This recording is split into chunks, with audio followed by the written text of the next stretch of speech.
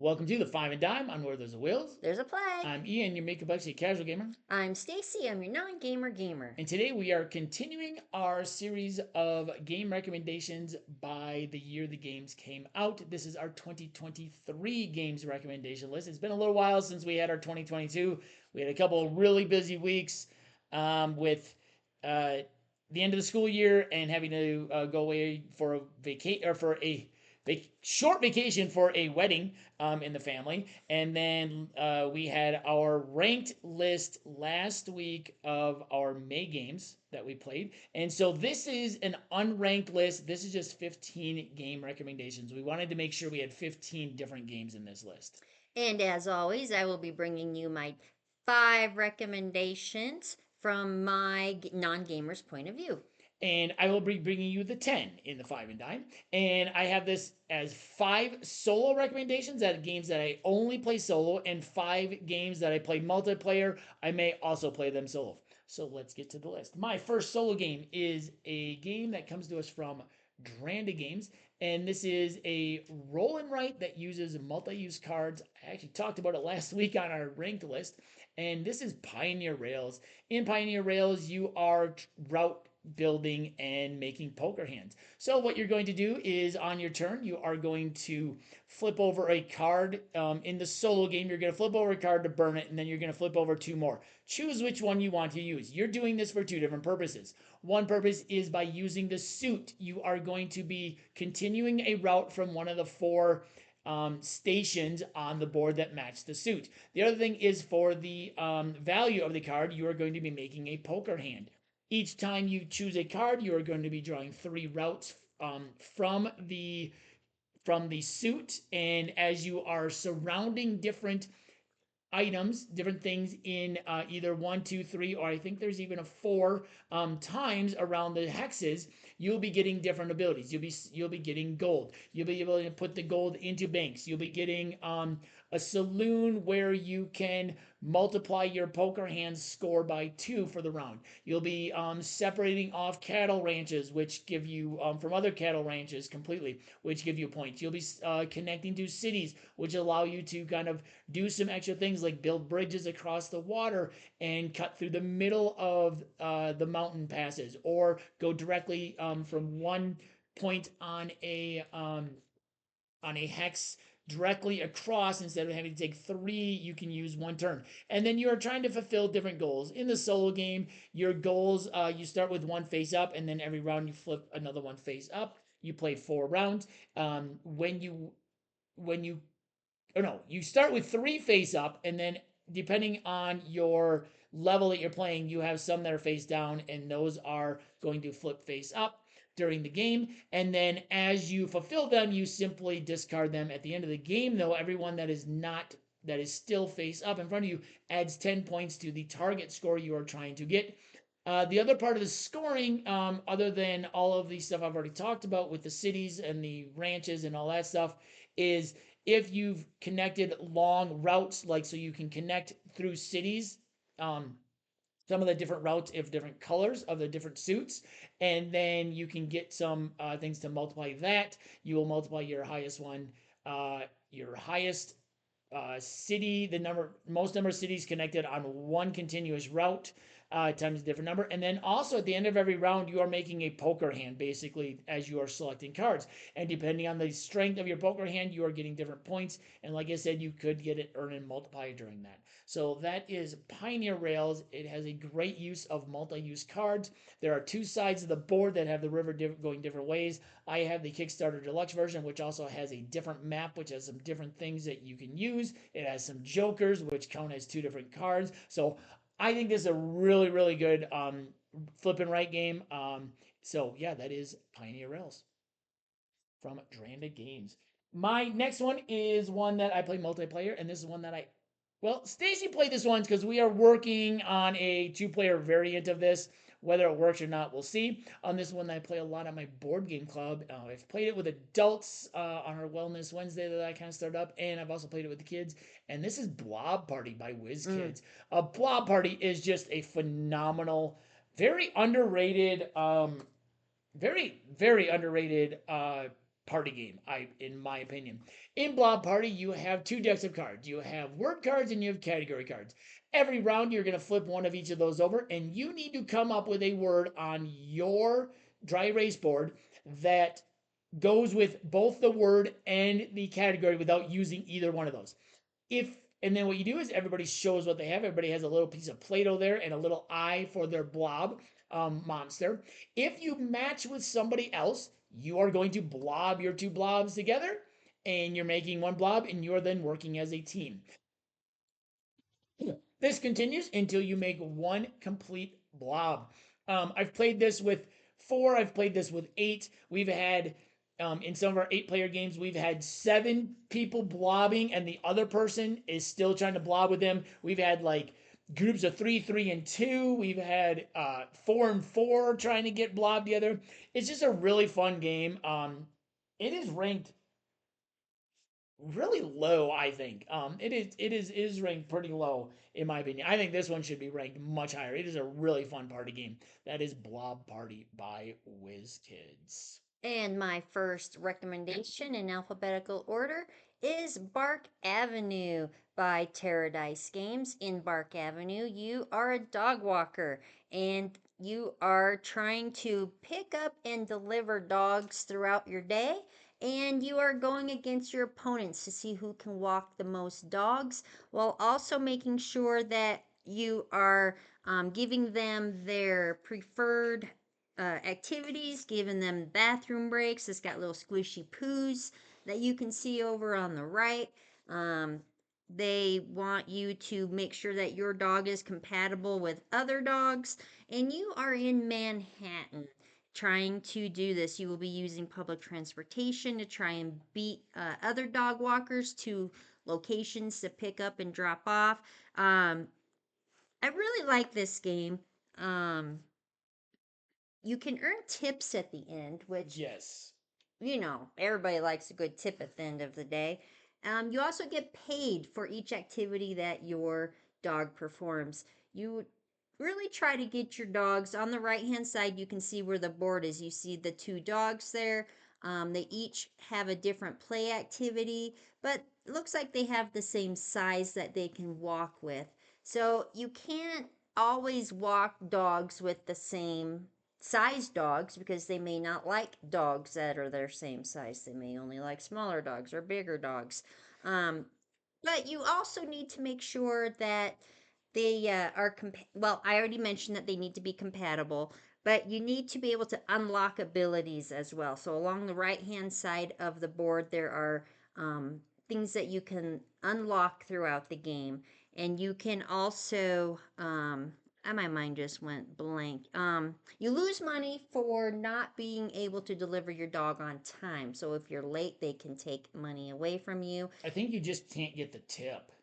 I think you don't get a tip Is because that you what it get, yeah, is? because what you do is when you deliver them you get paid, but then depending on the number of activities you get tip money for that. If you don't get them back on time, then you can't earn the tip That's right. for all of the activities that they did. So if you took their Yep. picture, they did their favorite activity, and they pooped. And if you visit pet shops, you can also get additional money that way and by advertising. So this is a fun game. It looks like it's a little overwhelming, but for 2 people, you only play on half of the board. If you have more than 2 people, then you can play, I believe, on the full You board, play on, yeah. right? I know with 4, I think it plays up to 5. I can't remember. I think with 3 you play the whole board as well. I don't know. We've Okay. only played it with 2, so Yeah. yeah. I like this game.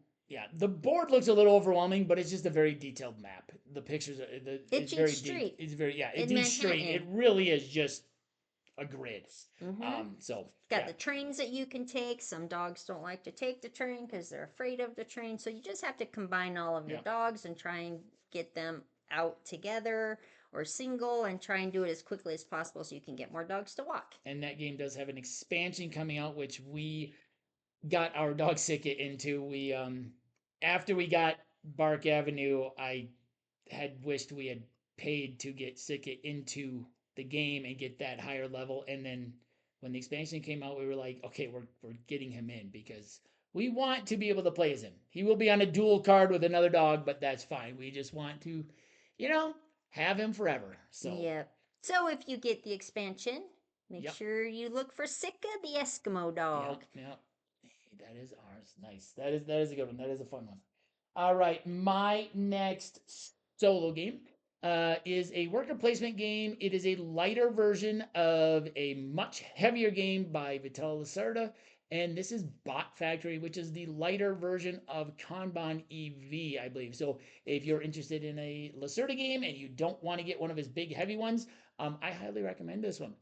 So in What? Bot Factory, um, you are you are working in this robot factory. And in the solo game, you have Sandra. So if you have heard of Kanban EV or played it, Sandra is back. She is kind of going through the different areas. You have the production area on the left, I think it's called, where you can actually lay your tiles down and make your robots. The second section is where you can get different robot parts. The third section is where you get blueprints for robots that you want to build. The fourth section is where you can get some contracts you want to fill, and also you can raise the price of the robots by spending speech tokens. So as you're doing this, you're going to move your meeple around to different areas. Now, when you start the game, Sandra and Valella, the other person in a solo game, start on the far right, and you can start wherever you want. Now, whoever's turn it is on the next round, it goes from left to right. So wherever you are, it's whoever is furthest left moves. Now Sandra will kind of refresh some things for you and do some stuff like that. Valella will actually hurt you. So like he will take stuff away from you. So on the first board on the left, if there are two robot parts on a robot and that color comes up on his little tile, he will actually take those robot parts away. If there are no robot parts in the color, he will actually take one of the robots away. One of the end game things is if all the robots from one color have been taken. In the Sandra will, on the other hand, she will just refresh the two bonus tiles you might be able to trade in as one of your executive uh, moves on that first board. On the second board, once again, Valella will choose a tile. He will look at what color. He will take all of the color tiles out of that middle rotating gear until they get refilled.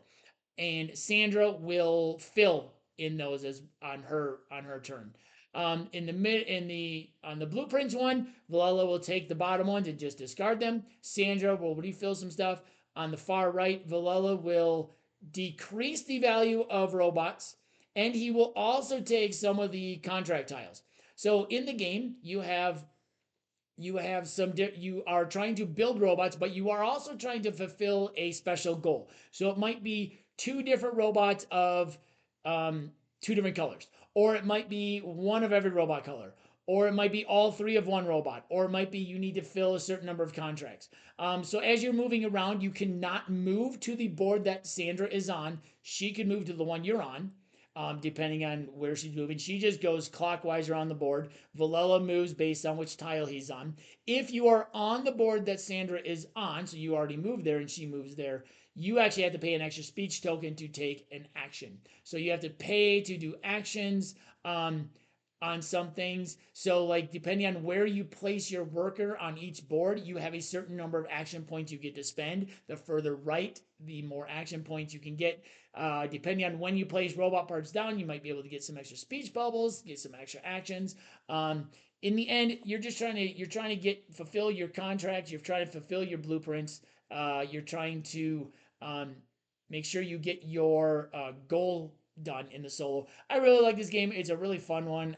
It's pretty mid to lightweight.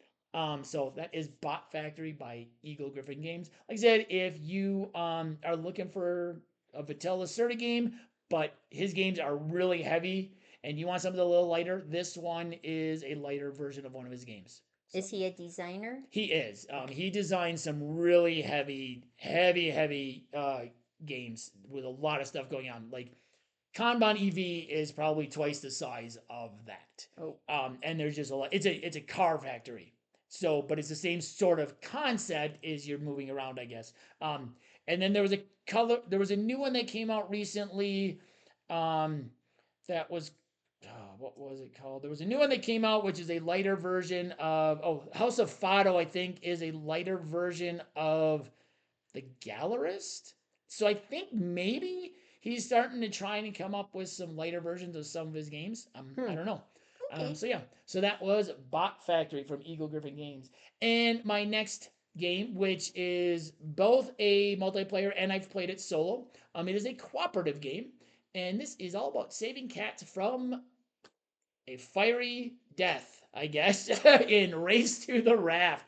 So in Race to the Raft from City of Games, you are you have this grid that you start out with, and you have these 4 decks of cards, and you have cats on there, and you have to get them to the raft. So the cats have starting spots, you have to get them to the raft. The cats can only move on their own color.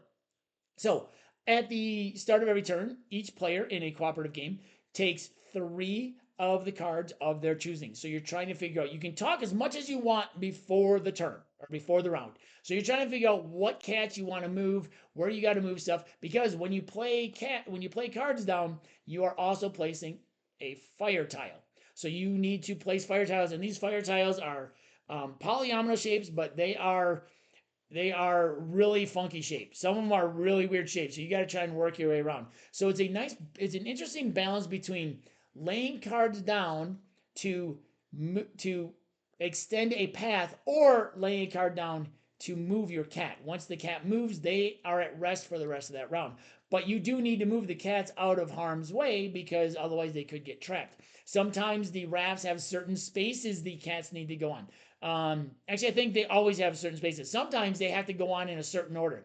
Then, during your turn, you can't actually talk and tell a person. You can't say, "Oh, I have a card that has 5 blues in like a Z shape. It's going to be perfect." What you can say is, "I have a really good card for blue."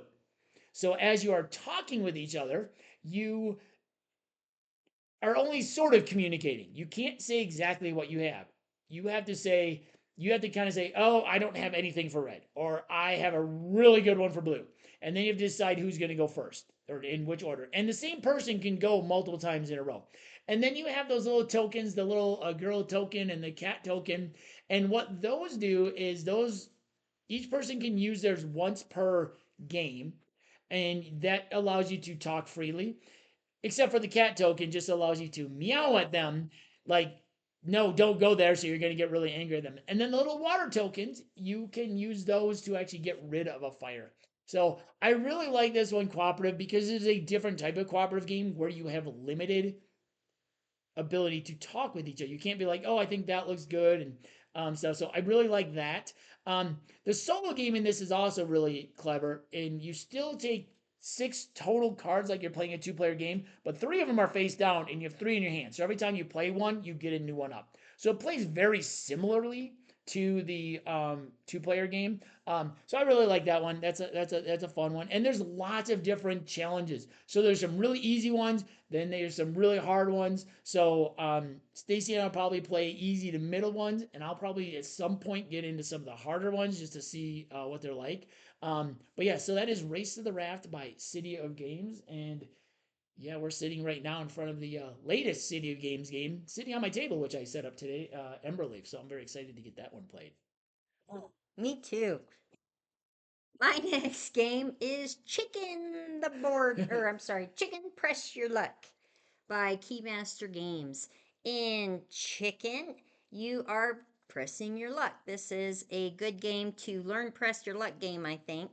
And on your turn, you have to choose to roll the dice that were passed to you, or chicken out and roll less dice. The player will score points from the chickens they roll, but they will bust, which you get no points, if 3 or more foxes appear across their dice. You have 2 chances to roll your dice, and as long as you didn't get 3 chickens on your first roll, then you can use your second one. For each egg symbol rolled, a die is hatched from the coop, and then the active player will choose to re-roll all of their blanks, their eggs, and newly hatched dice. Or they can score their points and pass the dice to the next player. If the player chooses to chicken out at the start of their turn, they lose a point for being a chicken, but they get to place all the yellow and orange dice back into the coop. The coop is that white area that you see on the little play mat that you are looking at right there. Um, for the egg symbol, oh boy, now I just lost my train of thought again. The first player to score 25 points from their chicken wins the game. So you move your little character, your little chickens around the coop. You put your dice in the cup, roll them out. Depending on how many foxes you get, you can either re-roll or you can chicken out and pass the dice to the next player and lose a point for chickening out. This is a fun press your luck game, and there is an expansion and an alternate way to play it as well. We played that once or twice, I Yeah, think. yeah. It's similar. It gives you a different way to play it. Just adds a couple dice. Yeah, adds a couple. The dog and the something else. I Yeah. can't remember. It's been a while since we played it. But it's a fun game if you like Press Your Luck or you're not sure if you want to play a Press Your Luck game. This could be a good game to get you started in that, kind of get you going, I Yeah, think. yeah. So when you roll your dice originally, you place all your foxes to one side, all your chickens to the other, and everything else in the middle. And then every egg you have to hatch more dice. Yep. And so you're getting this collection of dice, and all of a sudden you could have 12 dice that you're rolling. If you roll 3 foxes, you're done. But that's the push your luck part. So Yep. yeah, that's a fun one. It's a quick one. We do have a review on the channel that had some other push your luck games involved too. I So explain it much better in that one. all right, moving on to my next recommendation. This is a game that I learned last year and quickly moved up my polyomino games, and this is World Wonders by Arcane Wonders. So in World Wonders, you are building out your little city. And when you do this, you are going to spend money. So each person starts with 7 gold at the beginning of each round. The different polyomino tiles, which are different colors, which represent different types of areas. Each color is a different area. Cost different amount of money. You have to build next to roads or next to little towers. I can't remember exactly, like little monument things. They're not monuments. I can't remember what they're called that you can buy and put in so you can build other places. Um, what you're ultimately trying to do is you're trying to get these world wonders, and I think the world wonders are great. This picture doesn't really do them a whole lot of justice. They are really nice, chunky pieces that really look like the world wonders. The way you do this, though, is you have to have certain requirements. Some of the world wonders, you may need to be next to a blue building and a purple building and a road, or you may need to be on the water or next to the water, or it may need to be in whatever area it is. The tricky part is when do you actually buy the world wonder? Because when you buy the world wonder, you have to spend the rest of your gold for that round, and you are done for that round. So other people may still be getting roads or other polyomino pieces to set up for future world wonders. But if there's a world wonder you really want, do you spend all 7 on your first turn so you get it because you set it up last round and you need to get it before someone else gets it? Or do you try and almost push your luck and be like, okay, I'm going to get some other pieces to set some other stuff up? Maybe I can get that world wonder for 1 because I've spent 6 of my gold now, and now I only have to spend 1 on it. So I think this is a really, there's 2 things I really liked about this. I like the fact that when you build the world wonders, you have requirements as to what other types of buildings need to, or what types of areas and things need to be around it.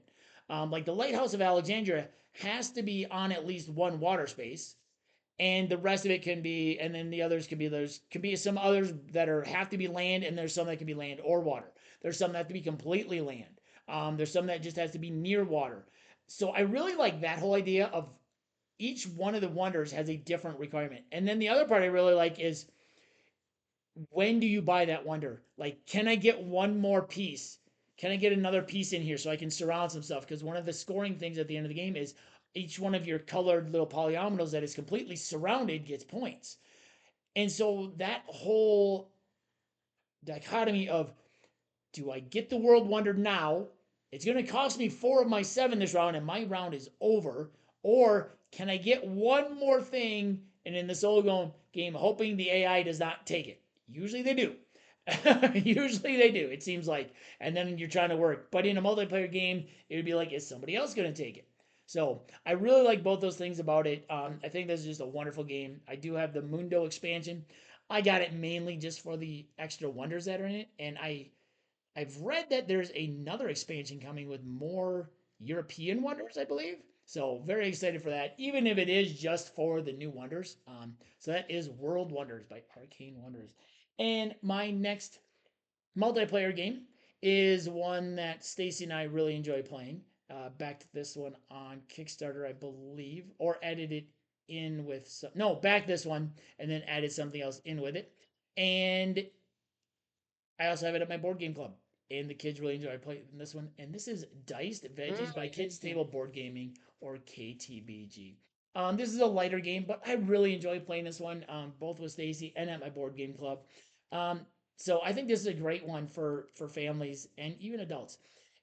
In Diced Veggies, you have a block of dice. Each dice represents a different vegetable. You have peppers, onions, carrots, mushrooms, and Tomatoes.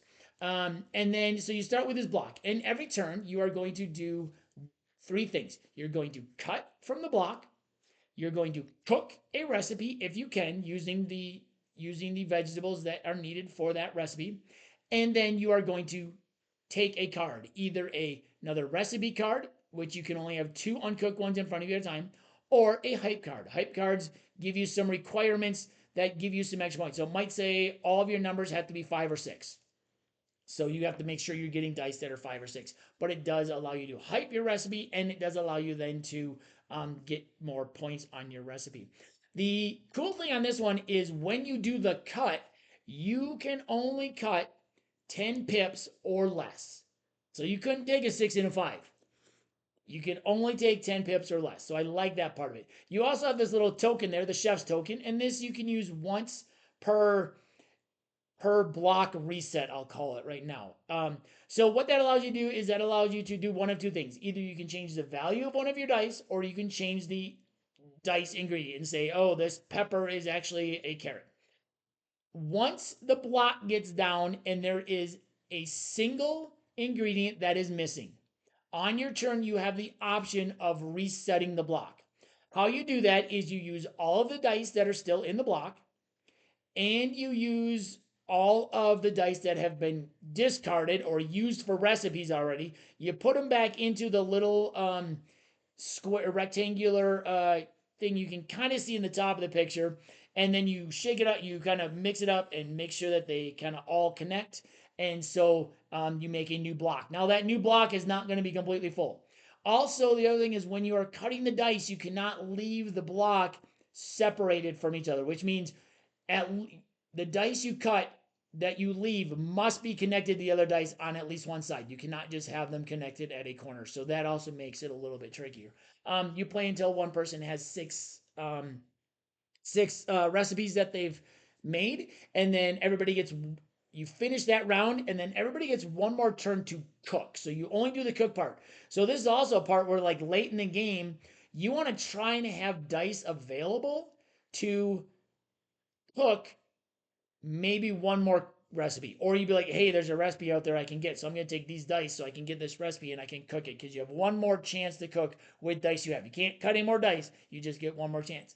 Usually that doesn't happen too often, but sometimes you get lucky and you can, maybe there's a recipe out there, or maybe you want to get a hype card and you be like, hey, maybe I can snag a hype card that's going to help me cook and get some more points. So that is Dice Veggies by Kids Table Board Gaming. A really fun, lighter one, but I really enjoy that one, both playing with Stacy and playing at my board game club with the kids, and they love playing that one. So had to recommend that one for 2023. That's good. Another good thing about that is if you have younger kids who are learning easier math, Mm-hmm. having them add up their dice to equal 10 or less Yeah. is really helpful Yeah. for, educational purpose as well. Definitely. Definitely.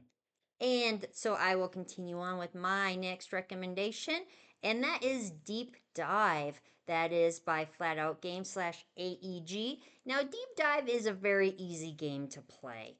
It's another press your luck game. I have come to find that I really like press your luck games. Press your luck, push your luck has really risen on our Yes, mechanics. it has. So this is a press your luck slash set collection game in which you are a family of penguins and you are trying to dive down to the bottom of the ocean or somewhere in the level of the ocean to collect food. This is, like I said, this is an easy game to play. You're going to start with all of your tiles face down in the different color regions. The ones at the top are at the top of the ocean. The darker the tile gets, the further down in the ocean that um, creature lives. And so, is what you're going to be doing is you are going to um, start at the top level, and you are going to have one penguin. You start with three penguins. You're going to have your first penguin. You're going to flip over the tile in the top row. You have the option of taking a tile in that section. You don't even have to take the one that you just flipped. You can take any tile that's already flipped over and you can use it for your set collection. If you don't want one of those and it's not I don't want to call it a penguin eating. It's a predator. Yeah, it's a predator. We'll just But call they it just what it trap is. you. Yeah, They trap they you. They trap you. They trap you. don't It's eat friendly. you. It's family friendly. They But you, trap you. yeah, you keep going further down, flipping a tile each one that you go down. If you get a predator, then you have to stay in that level. You don't get to go back up. If you get a rock, you can save it for your next turn, and that will help you go all the way to the bottom. The further down you go, the more points that those are going to be worth. Um, and you can also get bubbles, which force you to go down to the next level to flip over a tile. Now, is what you're trying to do is this is a set collection game. You have three different colors that you're trying to get set collections of, and they are worth different points. Like I said, the further down you go. So to score the game, you are. Oh, and before I do the scoring, when you have all three penguins trapped in any level, you don't have any penguins left. And so you get to choose one of the tiles from one of those levels, put it in your set collection, and then you get all three of your penguins back, and then you get to start again.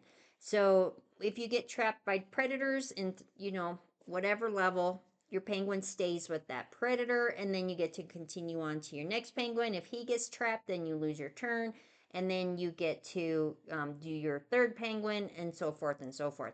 So to finish the game is what you're trying to do is get three different colors of tiles. You're going to set those over to the side, and you're just trying to get as many sets as you can. Let me Uh-oh. three, not three different colors because the tiles are different colors. Just to clarify, three different colored animals Oh, or three yes. different colored prey. I'm sorry. Yes, three different colors of prey. I knew what I was Yeah. talking about. Three different colors of prey. You've got green, yellow, and red. And you score those by the points that they have on them. If you only have a partial set, then it's worth half the score. Um, what's it called? Reduced Yeah, down. yeah. Um, so Deep Dive is a fun game. It's a good family game. Again, you've got your math. I don't know what it is with me in semi-educational games. I really do enjoy them. Probably because I'm just a big kid at heart who's really bad at math. So I tend to go towards those games, and I seem to do pretty well with them. I don't know. I do okay. So that is Deep Dive, and I really like that game. And again, if you're just a non gamer who's trying to just kind of get into board gaming and you're wanting something semi easy to play and kind of learn, I highly recommend this one for you. It has a really good solo mode too. Very simple solo mode. The opponent has their penguins, and basically the penguin just every round just drops down one more. They flip over a tile, and they'll just collect the tiles. So unless they get think they can still get trapped. I don't remember, or maybe no, they just stay. They don't. They just don't collect the tiles. So very easy solo mode to play. And it has some difficulty levels where you can score some different tiles like the rocks and the bubbles and stuff.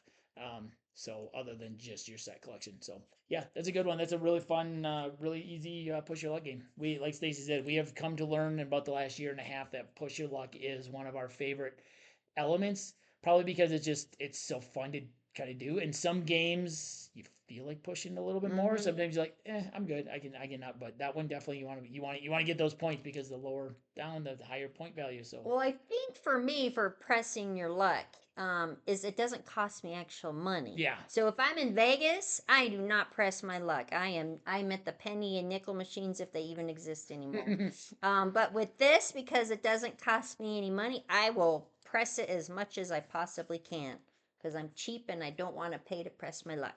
But there we go. All right. Oh, excuse me. Oh, my boring one. Sorry. No. Wow. I don't know where that came from. Thought I slept good last night. All right. My next solo game comes to us from one of my favorite gaming companies. Coincidentally, I just happen to have a shirt on. Still Mayor Games, and this is Expeditions. So Expeditions is a card-driven engine building game. Where you are exploring this grid. Now, this grid over on the side, you are starting on the bottom hex, which is actually kind of to the left here. And the north and the middle sections are actually flipped upside down. Um, and then the southern section is face up so you can see what things you are. What you're doing is you're collecting cards to build kind of a tableau. You're using those cards in order to do some different things. You can use those cards to get unique worker abilities. You can use them to gain power and guile, which you need to spend to do some different things. You are also moving your mech around this world. And as you move on to the ones that are face down, you are flipping them up and gaining some different things. You can use some of your stuff in order to get rid of the corruption that's on them. You are gaining cards found among the tiles. So you'll see there's like 5 spaces in the tiles that there's not tiles on them. That is so cards can be put into them. Um, you are collecting items. You're collecting meteorites. You are collecting quests, and you are then I can't think what it's called. You're like tucking them on your in your play underneath your player board to increase their value and increase how much they use. You're melding them. That's what it is. You're melding them together. You're melding meteorites together to increase their power. Quests to increase what you can get on your power and your guile, and your items to increase their abilities. And you have cards over on your left of your board on your player board, which are ones that you can use. The ones on the right are the ones that have been used already. You're moving your little token around in the upper right hand corner to one of 3 different possible things that you are going to do during your turn. And my mind just went blank on what those 3 things are. One of them is move. One of them I think is collect. I can't remember what they are. And then what you can also do is you can take a turn to refresh because once you're on a space, you can't use that space 2 turns in a row. So if you really need to move again, you can refresh and go back basically to the starting spot, refresh your whole hand, and move up. I really like this game. I like it. The Gears of Corruption expansion improved a couple things. It gives you a hero worker at the beginning, and it gives you some starting power and guile, which are basically like your resources. So those workers can be used for anything. So I do like that hero worker, and that the expansion I won't talk too much about. It adds a corrupted mech, which does some different things on the board. The AI for this one is really easy to run. Basically, one of the mechs moves one way and one moves the other way on the board. They are also collecting stuff. They're doing some different things. First person to get 4 stars, I think it is, wins the game. So that is a really fun one. It's one I need to get to the table again here at some point. So that is Expeditions by Stonemeyer Games. And my next one is another cooperative multiplayer game that I originally learned solo and then taught it to Stacey, and I actually prefer it multiplayer. And this is Beacon Patrol by Pandasaurus Games. In Beacon Patrol, you are playing as a boat that is exploring the ocean. The interesting thing about this one is you can only move onto water. So when you lay a tile down, you have to be able to move onto it. You do have some propellers that allow you to move spaces without moving, and then those refresh at the end of every round. But I think the part about this that is just really interesting to me is you can't just lay a tile down wherever you want. Like you might, hey, this is a really good spot for this tile up here on top, but my boat's all the way at the bottom. When you lay the tile down, you have to move onto that tile. You are trying to surround your tiles as much as you can. This person's doing really good. You have lighthouses, which get you 3 points, I believe it is, if it is completely surrounded. You have the little beacons, which get you 2 points if they're completely surrounded. You have just other other tiles, which get you 1 point, and then there's some little expansions with some piers, which will score points based on how big the land is. And there's one other one. And then we do have the Ships and Shores expansion, which adds asymmetric boat powers, which I'll be honest, I highly recommend. Like I don't often say that um, a an expansion is necessary, but it makes the game so much more dynamic, and it gives you more tiles. So like some of the expansion tiles that are in the base game then become a little bit more interesting because they do some different things.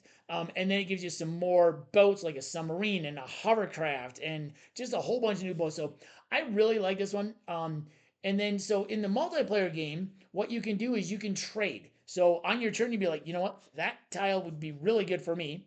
Or this tile would be really good for you. That one we don't really need because you can keep one tile in between rounds, I believe it. So you can be like, hey, that tile is going to really work for you. Give me this one. I'll figure out a place to play it. And then you draw new tiles. You go until all the tiles are gone. So Beacon Patrol is a really fun game. I really enjoy playing it.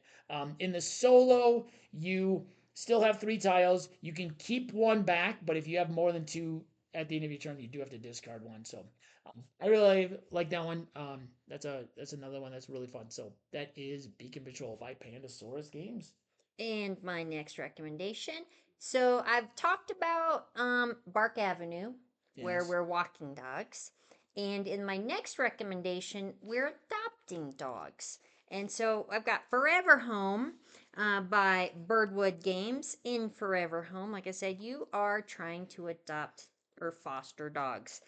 This is a pattern building, tile placement, set collection, drafting game about second chances for shelter dogs. And you are a shelter worker and you are um, trying to bring dogs into the shelter. You're trying to complete their training cards, match pups up with new families, and you're competing for valuable shelter accommodations, such as gaining reputation for training and rehoming the dogs. You're trying to match the pattern on the card in your hand by either moving the piece on your board or drawing a new tile. Depending on what cards you get, there's city card, suburb, countryside, and foster homes. You can then gain extra points by having the needed doggos for that particular card. When you match a card in your hand, that card will tell you how many spaces you can clear off of the board and place in the above type of home.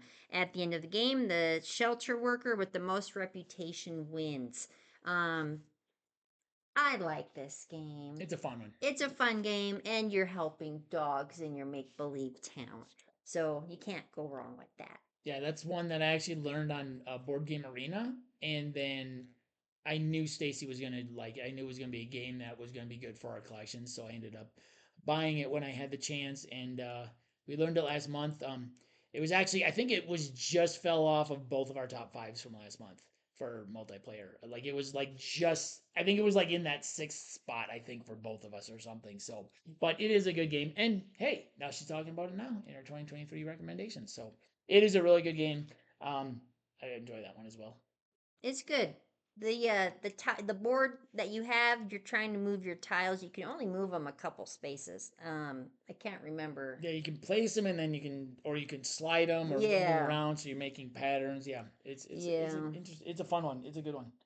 All right, my final solo game, which I guess I've not played completely only solo anymore because it is now on Board Game Arena in beta, and this is also from Stonemaier Games. You can tell when I really got into Stonemaier Games, and this is apiary or space bees. So in Space apiary, bees. you are um, you're a colony of bees. So you have this map that is your hive on the left, and then you have your bees that are different powers. So on the main board, you are moving your worker to one of the many different areas that you can do stuff in. So you can explore different planets. So when you explore, you can move the mothership that many spaces. And if there's another bee up there, you can add those numbers together to move it. And when you move it, you are going to move it onto a space. You're going to collect the little token on there so you can get whatever's on there. And then you get a face down planet you put on there. And then you can get stuff from that as well. Or you can go over and you can advance. And that is basically you are advancing your hive. And you can do that by getting farming tiles or recruit tiles, or I don't remember what the red ones are called. It says it on there and I can't read it. Advancement tiles, maybe. And basically, what it is it is giving you the farm tiles allows you when you recall your bees, you can get some things on it. It also gives you your storage for all of your resources. The recruit tiles gives you some extra. They're like special workers that allow you to do different things or you to do things more efficiently in the 5 different areas on the board, or 6 different areas on the board. And then the advancement ones are just a one-time use thing that give you some sort of resource or something one time. And then you can grow. So you can grow by using a pollen to get a one value worker bee, or you can use 2 of any resource in order to expand your hive by putting extra frames on there. You can go down to research where you get some cards. If you have a level 4 at each one of the, if you have a level 4 bee at each one of these, you can do some special things. So on the research, you can get some cards some seed cards, which you can use for one-time use abilities or for resources. You can convert over on the bottom right, all the way over. You can convert things into different things. You can also teach dances. And then in the bottom middle, you can carve, which is where you get your colorful honey tiles, and those ones can only be used with the level 4. So what you're doing is you're placing your bees out, and other people are placing your bees out. In the solo game, the AI is placing their bees out. When your worker gets bumped, so this is a bumping mechanism. When they get bumped off the board, they come back to your board and they increase in value. So at the start of the game, you're going to start with 2 or 3 bees at like level 1 and level 2. And then they can either go into your active area so you can use them again right away, or they go down into the other area for later. When you retrieve all of your bees, then you get to activate all of your green tiles. So some might give you resources, some might give you points, some might allow you to move on the queen's track along the bottom. If you have a level 4 bee and you go to any one of the areas, they allow you to do some different things. So like in the convert, you can buy it, you can get you can teach a dance. In the research, you can you can plant a seed card. In the explore, if you go to a planet that has a level 4 ability, you can use it. You have to have a level 4 bee in order to go down to the carve and get one of those yellow honey tiles. um, so in this game, you're trying to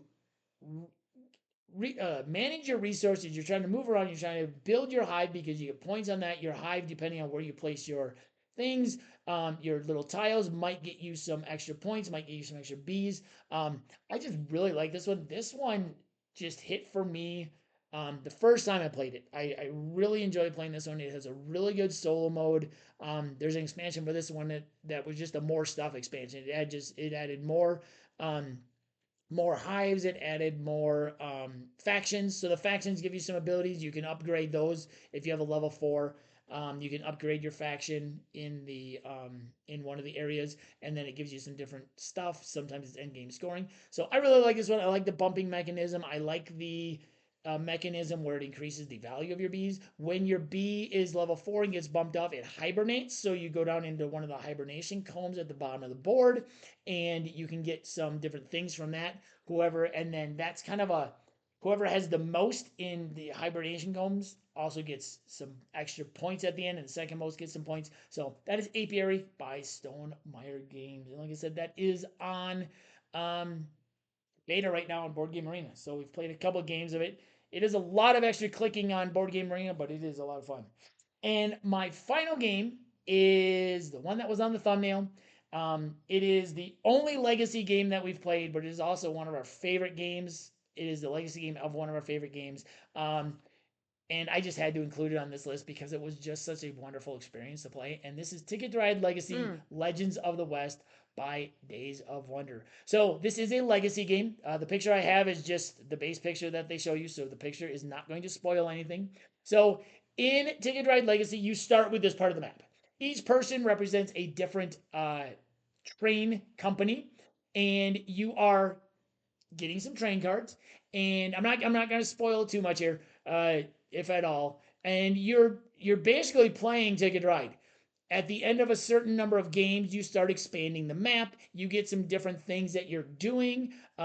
It's a legacy game, so I think a lot of people that anybody watching this probably understands legacy games. You're gonna be doing stuff to cards. You're gonna be putting stickers on things. You're gonna be maybe destroying cards or punching cards. So you're going to do all that in here, but you play through 12 games and you will expand the until the entire country. Each section adds a different love, some different play that you will have. You don't start expanding right away.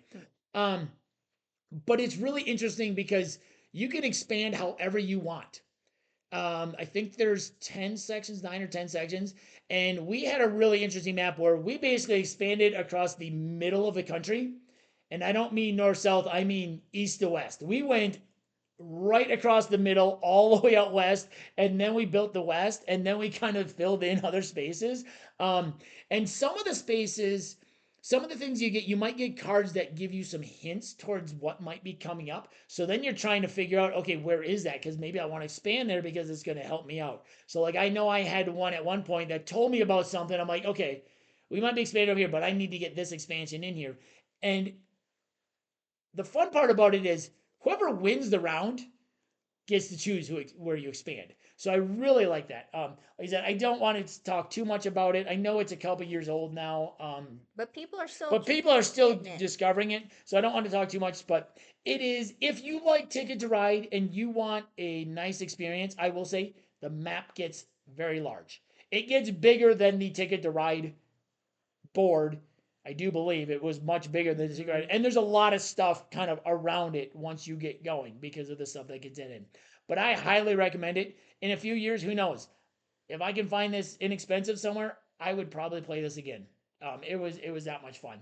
Um, and there's a nice little surprise at the end when you finish it. So that is Ticket to Ride Legacy Legends of the West. Um, that is actually in the top 100 now Oh, on BGA or on BGG Board Game Geek. And it was so much fun. It would probably be my number one game from 2023. So that would probably wow. be my number one. I just really enjoyed it. Now, as the years go by and it's been played further back, a legacy game probably isn't going to stay up there, but it is so fresh in my mind still. We played it a year and a half ago between Thanksgiving and New Year's. We basically, with some of the quicker games, we played them like 2 a day on weekends. We basically played every weekend Mm. almost from Thanksgiving to Christmas. Or to New Year's. It was a nice little, hey, let's get this out. Let's play around. Because as you get going, the games do take a little bit longer. And so we would play like one on a weekend, and then we're like, okay, let's get up, let's play another one. So it was a lot of fun. That is Ticket to Ride Legacy, Ticket to Ride Legacy, Legends of the West by Days of Wonder. I do like that game. It stressed me out at It, the end. There's a it lot going on. when we had about when there was just one or two extra things going on, but then at some points we had like four different rules that were going on, and then but sometimes those rules go away, so then it was back to like maybe two or three extra rules. So yeah, Stacy at times through it was like, oh boy. And we played, so I will say, we ended up after 12 games, I think our total money, with all the money you earned during the game and all the money for each round and everything, I think we were like, what was it, like $2 or $3 per game Mm-hmm. difference? That was it. Like we were so close. We're like, okay, this is really good. We are very close. Yeah. So yeah, so that was a really fun one. Alrighty then. Thank you for that. Mm-hmm. That was a good game. So my final game. So we've talked about two kinds of dog games. Yeah.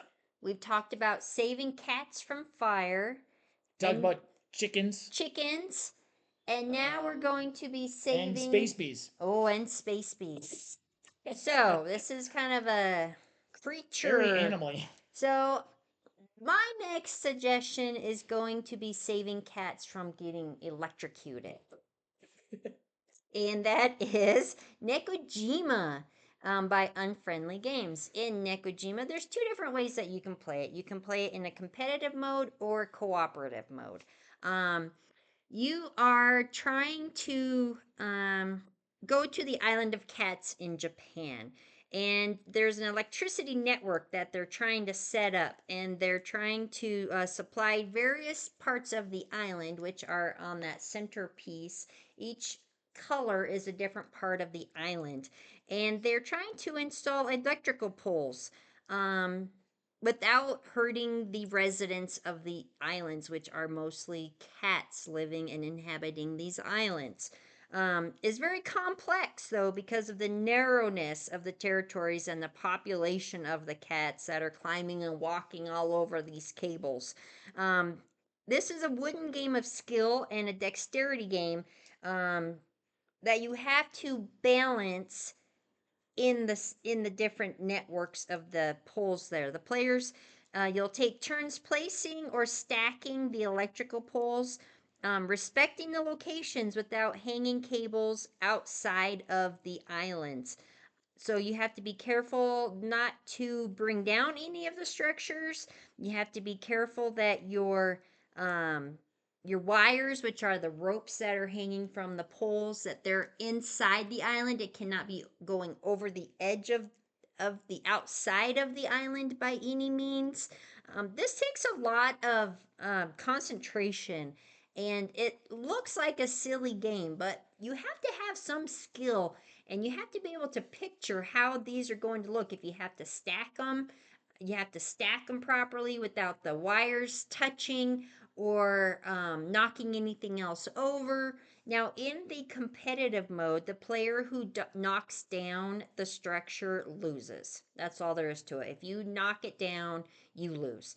In the cooperative mode, the goal is to just stack and get as many electrical poles as you can on there.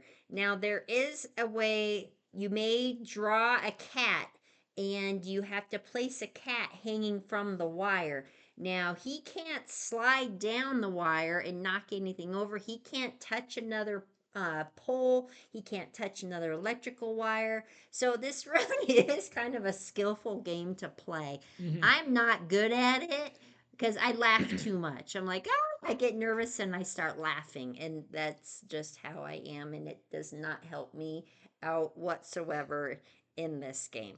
This But one, I do enjoy this game. this one's a lot of fun. It's a lot of fun. It takes a lot of skill and concentration, and you have to be able, if you're playing in the cooperative mode, you have to talk and you have to be able to help each other with which one you get because the different colors that you see are different lengths of Yeah. electrical wire that you're trying to place out there. And so if you're trying to place, let's say you're trying to place the short white one from the blue over to the purple, and there's already stuff that's already up there, you have to figure out how to place it Yeah. so that you place it without knocking anything over or touching anything else. It stresses me out, but it's really fun to play. And oh my gosh. No, this one's a lot of fun. We play this one cooperatively because it's just we don't need to play this one competitive. We No. play this to us is a cooperative game, and it's Mm-hmm. just it feels like when we read it, like oh no, this is gonna be cooperative. This is gonna be fun. We're gonna just have fun together with this one instead of because in the competitive you're like oh let's see I want you to go with these wires from this to this or what and like you're gonna give them stuff that's gonna purposely make it really hard for them. But in the cooperative you're like okay well which tower because each wire length has all of the different tower heights. There's two that are tall, two that are short, two that are medium, and then there's combinations of them all. So Yeah. it is a lot of fun. It's a silly little game. I think it's actually going to probably be on the wall later this year Ooh. in September when I have less time to play. I think we're going to do a dexterity month Nice. because those are easy, quick games to get out when I'm have full time coaching. And the So other thing I do like about this game is there's not a score per se to keep. no, So you don't have to sit there and add up how many poles you put out or how many electrical lines or whatever length that you put out. It's whoever knocks it over, or basically if you, you're playing cooperative, you both rise together or you yeah, both fall yeah, together. Um, in the co-op or in the what's it called, competitive. competitive mode, whoever knocks it over loses. I think there So might be a scoring, but I don't remember. It's just fun to play. It's yeah. just silly. It's just silly fun. I think there might be a goal. You have to get a certain number or something, but I don't remember. Um, Yeah, but I like that game. It's yeah, fun. that's a good one. That is a good one. All right, well there you have it, guys. There's our 15 game recommendations from 2023. We'll be back next week with our 2024 game recommendations, and then I think we might do one list that just kind of combines.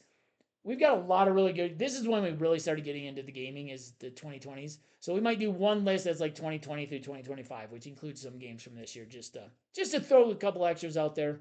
It's our Um, channel. We can do what we want. exactly. So I think it'd be a good one just to throw some extra ones out there from the different years. Let us know if you've played any of these games and what you think of them. Let us know what your top games from 2023 would be, either solo, multiplayer, or both. Uh, yeah. Any last If you have any dog or cat games that you want to fall any into animal the games? category, This seemed to have an let us know. underlying animal theme. And oh yeah, we also talked about penguins. Penguins! Oh Did you my have any? gosh. Every one of your animals had, or every one of your games had animals in them this time. So Stacy's was also an animal. I did not plan it that way. All right. As always, please like, comment, and subscribe, guys. It means so much to the channel. Once again, this has been Where There's a Wills. There's a play. I'm Ian, I'm and we'll Stacey see you next time. at the table.